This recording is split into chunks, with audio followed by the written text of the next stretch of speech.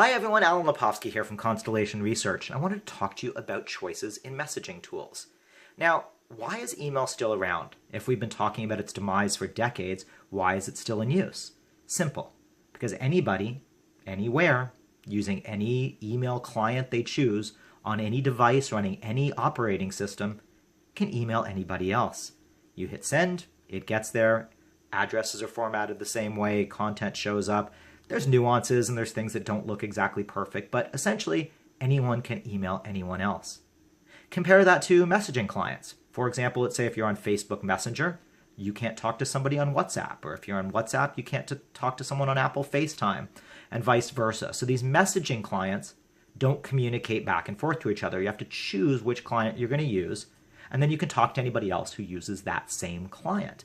And sometimes those are even limited to operating systems, not just devices or the people that you're communicating with.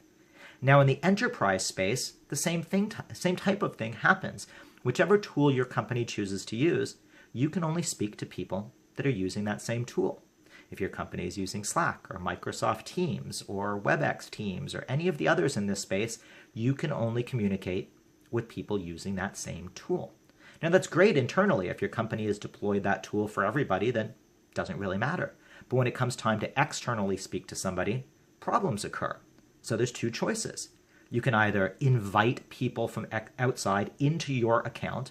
So that's annoying to the person having to come in because they need another ID and another password on another system. The more times you do that, the more confusing and complex that it gets. Your company doesn't like that because usually you have to pay for licenses, plus you have to do the administration.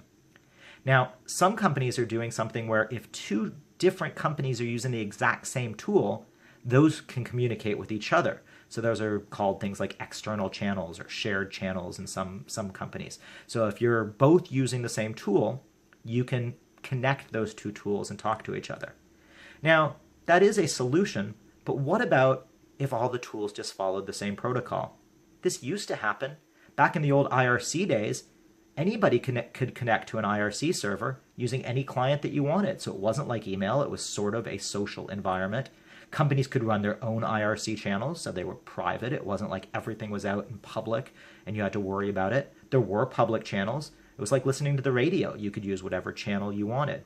But now it's like every company has its own radio station with its own channels, and you can only speak to those channels themselves. So how do we get to improve this scenario? How do we get vendors to all start using protocols that communicate with each other, standards that allow these things to communicate? Unfortunately, I don't think it's going to happen anytime soon.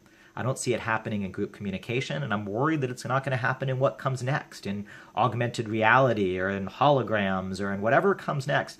I really hope we start to adopt standards and have everybody follow them and get back to that world where choice of client and choice of device and choice of operating system allowed communication across boundaries in better ways than they do today.